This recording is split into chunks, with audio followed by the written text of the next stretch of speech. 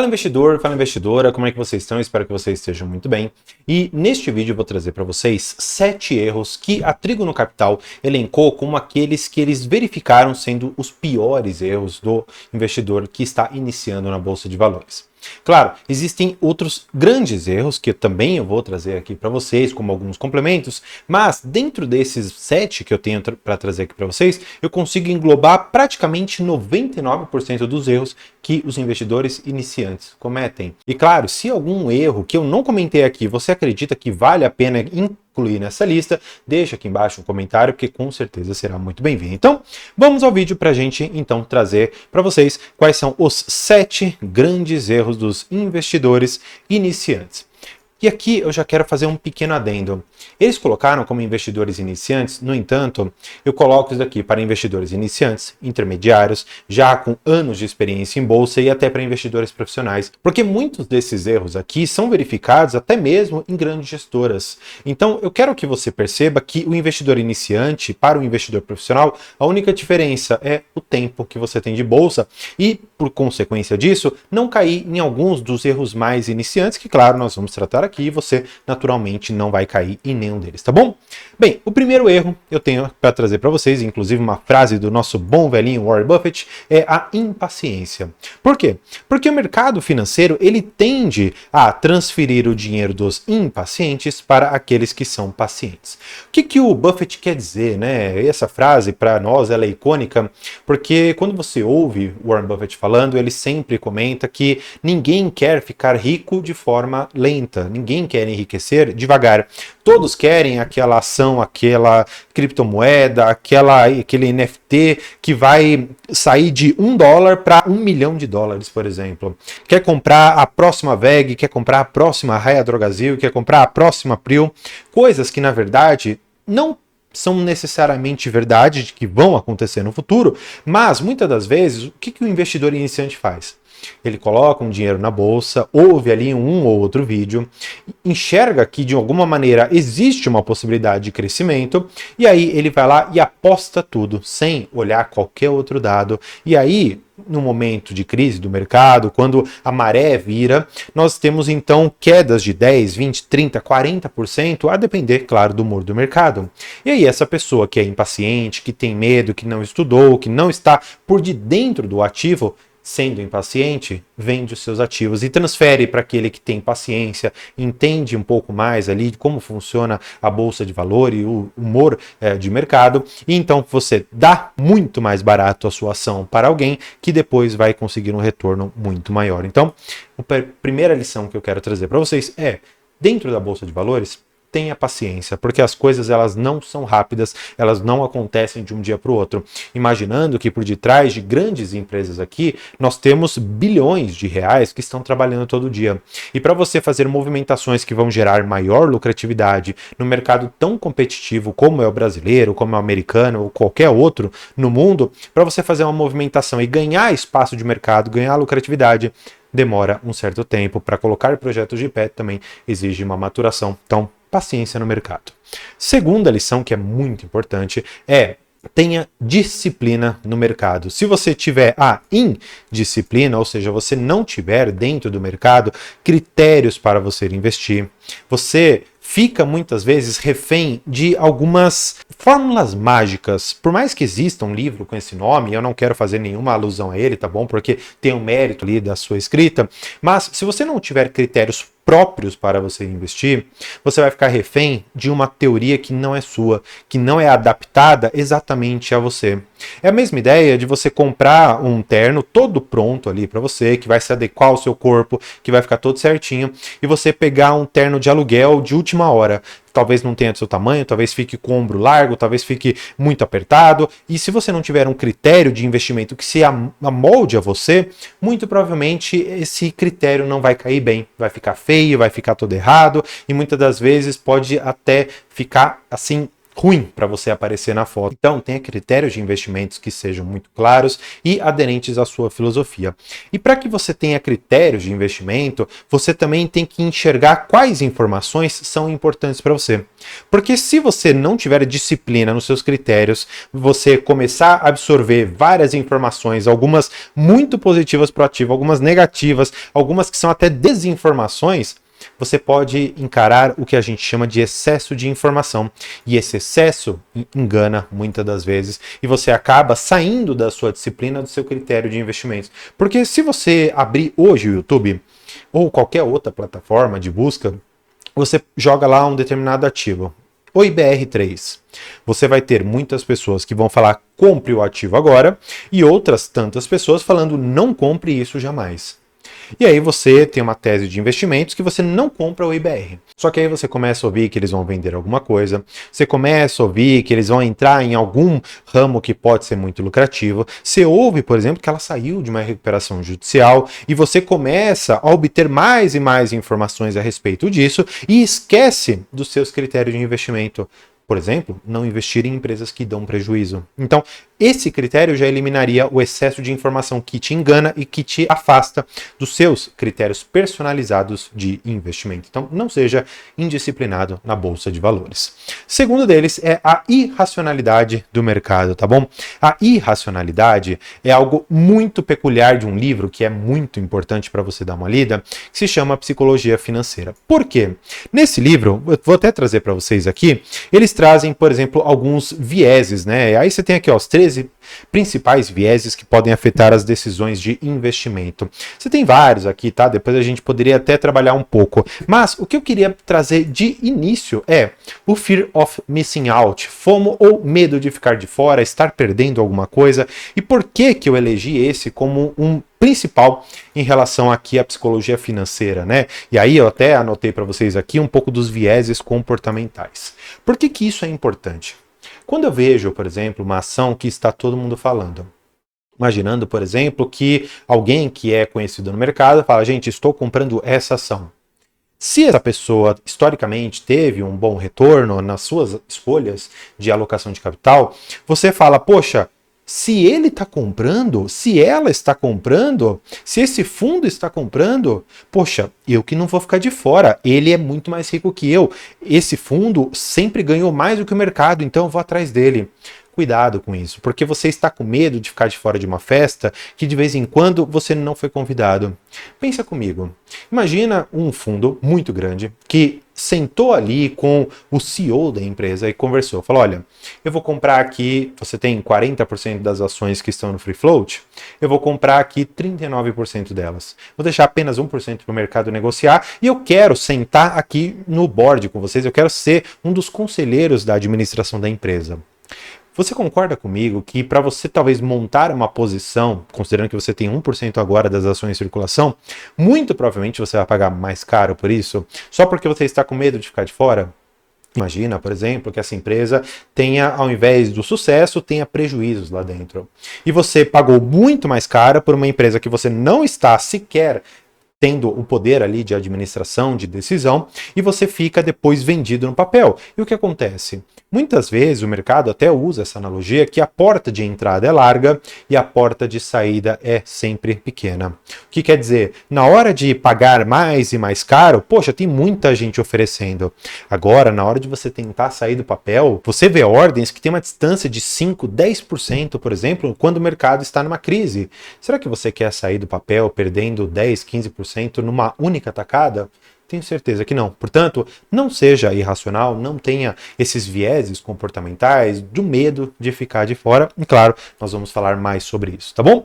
Outro é o excesso de confiança. E por que que eu coloquei a foto aqui desse personagem, que é muito específico ali da Casas Bahia, tá bom? Por quê? Eu me recordo de uma notícia, eu vou até trazer para vocês aqui, essa daqui. Em dezembro de 2019, a Via Varejo, na época, ela tinha outro ticker, era VVAR3. Depois mudou para VIA, tá bom? Via 3. E agora é a Bahia, tá? Você pode depois procurar os tickers aqui, tem todos ali no histórico. E o que acontece? promete virada do negócio para 2020 e vê alta superior a 30% nas vendas online. Eu me recordo claramente que em alguma época ali da pandemia, quando os papéis bateram as suas mínimas históricas antes do agrupamento, muitas pessoas compraram 4, 5 reais cada papel. E alguns deles viram, por exemplo, o papel indo lá para os seus 28, 27 reais. E por excesso de confiança, imaginando que aquele slogan de que via varejo é 30, vara é a 30, como o pessoal brincava muito. Então, colocaram isso como uma confiança exacerbada de que o mercado alcançaria aquele patamar de cotação, coisa que na verdade nunca aconteceu, e vimos muitas das vezes pessoas que compraram a 27, 28 reais esperando chegar nos 30 e hoje acumulam perdas de 95, 99%, claro, depender ali de onde você comprou. Portanto, nesse caso aqui, o excesso de confiança, o excesso de liquidez que havia também no mercado, trouxe para alguns ativos essa confiança que não foi alinhada com os números da empresa, com o setor que essa empresa também estava inserida, e fez com que muitas pessoas tivessem perdas muito grandes. E claro, o excesso de confiança vem muitas vezes atrelado também com uma outra coisa, que é você colocar 90%, 100% do seu patrimônio num único ou poucos ativos. O mercado sempre traz uma máxima que sim, vale a pena a gente recordar, que é: nunca coloque todos os ovos numa cesta só, sob pena de você tropeçando, cair essa cesta, você quebrar todos os ovos que você tem e ter uma perda total ali dentro. Então, tentando de uma certa maneira diversificar, e mesmo que você esteja confiante numa tese, pensar que alguma coisa pode dar errado é algo favorável para que o investidor iniciante não caia na pegadinha do excesso de confiança, do excesso aqui, por exemplo, de concentração em poucas e duvidosas empresas, tá bom? Então, vamos seguindo porque tem muito conteúdo aqui ainda, tá bom? E esse eu acho muito interessante, tá? Muito interessante mesmo, até coloquei essa foto, né? Seguir a manada ou ficar com medo de estar de fora, o que traz mais uma vez aquele Fear of Missing Out, que é o FOMO, que é o medo, mais uma vez aqui, de ficar de fora. E por que isso é muito importante da gente reforçar? Porque o investidor iniciante, muitas das vezes, ele não tem a capacidade técnica ou até mesmo informacional de filtrar aquilo que a empresa traz ali nos seus demonstrativos de resultado, não consegue analisar um balanço e simplesmente fala o seguinte: vou pegar aqui 2 influencers, seja eu mesmo aqui no canal ou qualquer outra da sua preferência, e fala: opa, o André está me falando que um determinado ativo é legal e ele está comprando para a carteira dele. O André parece que é uma pessoa entendida, então eu vou seguir o que ele está falando. Por quê? Porque se o André, que parece que é uma pessoa confiável, está comprando, poxa, eu preciso fazer o que ele está fazendo. Vamos traduzir isso para outras pessoas muito mais influentes que eu. Vamos imaginar que você pega o Neto Invest, que é uma pessoa muito conhecida aqui no YouTube. Você pega o Primo Rico, você pega a Natália Arcuri, você pega até mesmo alguém que está relativamente fora do YouTube, que é o Barsi, e você vê que eles fazem algumas movimentações nas suas carteiras e as pessoas começam a seguir indiscriminadamente aquele determinado caminho. E aí você chega num momento em que você talvez não saiba o que aquela pessoa fez. Só para que a gente tenha um exemplo, e claro, não é uma crítica à pessoa, é apenas para você ter o racional. Luiz Barsi sempre comentou que ela tinha o objetivo de chegar a 250 mil ações do Santander. Chegou um determinado momento em que o banco não trouxe um resultado favorável, ela decidiu então se afastar até mesmo ali do conselho da empresa e falou: agora eu quero ter apenas 100 mil ações. Você concorda comigo que ela não anunciaria isso antes, talvez, de fazer a transação, ou pelo menos uma parte da venda dela? Eu não estou dizendo que está havendo nenhuma manipulação, não é nada disso, não estou fazendo nenhuma crítica. Só quero te dizer que muitas das vezes, quando você está seguindo a manada, de vez em quando o líder da manada faz uma curva. E por mais que você esteja seguindo a manada, você está lá no final.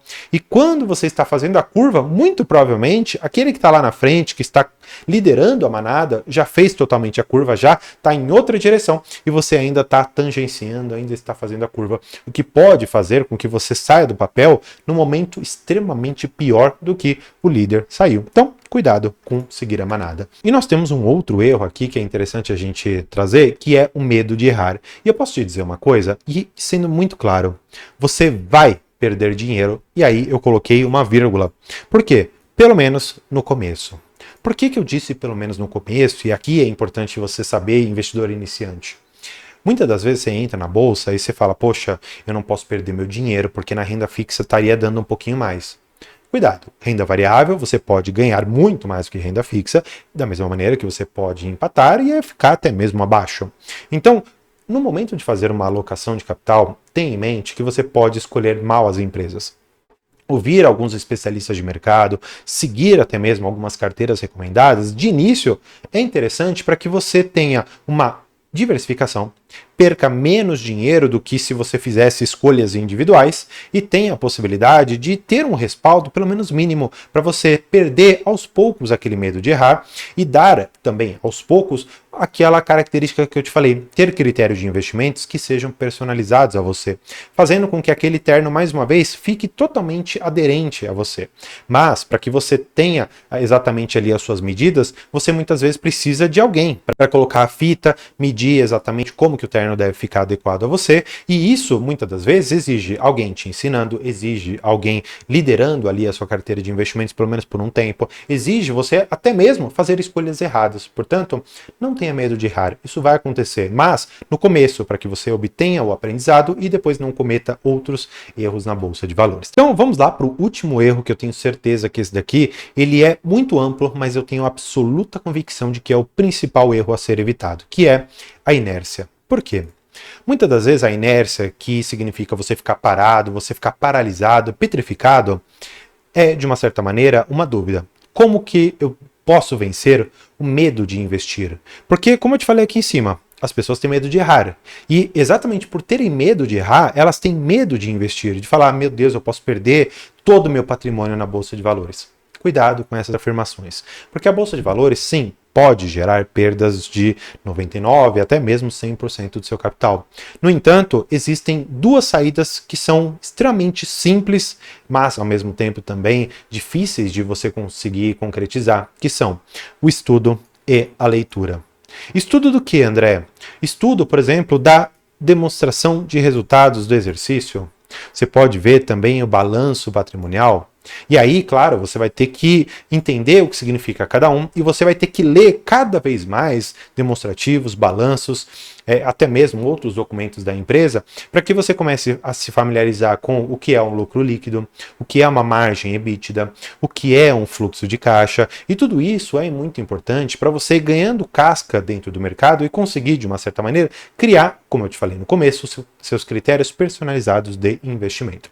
E aí, claro, neste momento eu preciso te recomendar uma única coisa. Aqui no link da descrição você tem o meu livro de investimentos. É um livro extremamente baratinho que ainda está com desconto de 20%, considerando aqui que você pode colocar e usar o cupom MTDO3 e lá você vai ter um desconto muito legal, tá bom? Então ali com praticamente R$20 você consegue um livro de 75 páginas que eu escrevi cada uma das palavras, que eu coloquei cada um dos exemplos, cada um dos quadrinhos, mostrando como identificar o que é o demonstrativo de resultado, como analisar, como que a empresa mostra para os seus investidores se ela está ou não endividada, se ela está ou não alavancada. E desta maneira você consegue vencer o medo de investir, considerando que você começa a enxergar como a empresa se comunica com você, que é através da contabilidade. E desta maneira, obtendo através dessa leitura e de um estudo aprofundado com um livro carinhosamente feito para você, você vai poder parar e olhar para toda essa bolsa de valores e tomar as melhores decisões de investimento. Então, espero que eu tenha te ajudado. Se tem algum erro que ficou de fora, deixa aqui embaixo e também me conte qual foi o maior erro que você cometeu. Por hoje é isso. Muito obrigado e tchau!